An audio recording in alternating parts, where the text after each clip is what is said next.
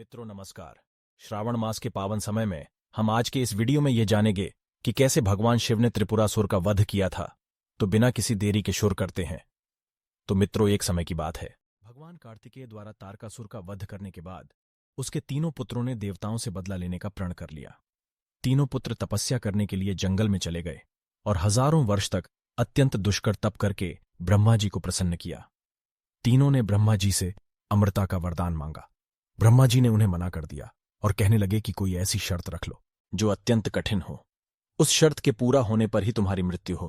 तीनों ने खूब विचार कर ब्रह्मा जी से वरदान मांगा, हे प्रभु, आप हमारे लिए 3 पुरियों का निर्माण कर दें, और वे तीनों पुरियां जब अभिजित नक्षत्र में एक पंक्ति में खड़ी हों और कोई क्रोधजित अत्यंत शांत अवस्था में असंभव रथ और असंभव बाण का सहारा लेकर हमें मारना चाहे, तब हमारी मृत्यु हो।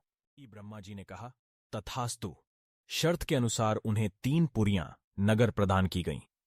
तारकाक्ष के लिए स्वर्णपुरी, कमलाक्ष के लिए रजतपुरी और विद्युन्माली के लिए लौहपुरी का निर्माण विश्वकर्मा ने कर दिया। इन तीनों असुरों को ही त्रिपुरासुर कहा जाता था। इन तीनों भाइयों ने इन पुरियों में रहते हुए 7 लोकों को आतंकित कर दिया।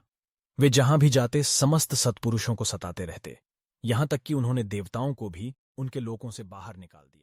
सभी देवताओं ने मिलकर के अपना सारा बल लगाया, लेकिन त्रिपुरासुर का प्रतिकार नहीं कर सके और अंत में सभी देवताओं को तीनों से छुप छुप कर रहना पड़ा। अंत में सभी को शिव की शरण में जाना पड़ा। भगवान शंकर ने कहा, सब मिलकर के प्रयास क्यों नहीं करते? देवताओं ने कहा, यह हम करके देख चुके हैं। तब शिव ने कहा, मैं अपना आधा बल तुम्हें देता हूं और तुम फिर प्रयास करके देखो। लेकिन संपूर्ण देवता सदाशिव के आधे बल को संभालने में असमर्थ रहे। तब शिव ने स्वयं त्रिपुरासुर का संहार करने का संकल्प लिया। सभी देवताओं ने शिव को अपना अपना आधा बल समर्पित कर दिया। अब उनके लिए रथ और धनुष बाण की तैयारी होने लगी, जिससे रणस्थल पर पहुंचकर तीनों असुरों का संहार किया जा सके। इस असंभव रथ का पुराणों में विस्तार से वर्णन मिलता है। और पृथ्वी को ही भगवान ने रथ बनाया। सूर्य और चंद्रमा पहिए बन गए, सृष्टा सारथी बने, विष्णु बाण, मेरु पर्वत धनुष और वासुकी बने उस धनुष की डोर। इस प्रकार असंभव रथ तैयार हुआ और संहार की सारी लीला रची गई। जिस समय भगवान उस रथ पर सवार हुए, तब सकल देवताओं के द्वारा संभाला हुआ वह रथ भी डगमगाने लगा। तभी विष्णु भगवान वृषभ बनकर उस रथ में जा जुटे।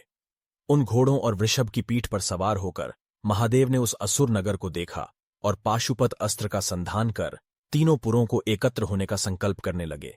अग्नि और यम चारों ही समाहित थे। अभिजित नक्षत्र में उन तीनों पुरियों के एकत्रित होते ही भगवान शंकर ने अपने बाण से पुरियों को जलाकर भस्म कर दिया और तब से ही भगवान शंकर त्रिपुरांतक बन गए। त्रिपुरासुर को जलाकर भस्म करने के बाद भोले रुद्र का हृदय द्रवित हो उठा और उनकी आंख से आंसू टपक गए। आंसू जहां गिरे वहां रुद्राक्ष का वृक्ष उग आया। रुद्र का अर्थ शिव और अक्ष का आंख अथवा आत्मा है।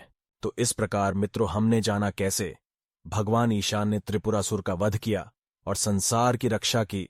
तो मित्रों, यदि आपको हमारी यह पेशकश पसंद आई है तो हमारे चैनल को सब्सक्राइब करें और हमें आगे इसी प्रकार कार्य करने के लिए प्रोत्साहन दें। धन्यवाद।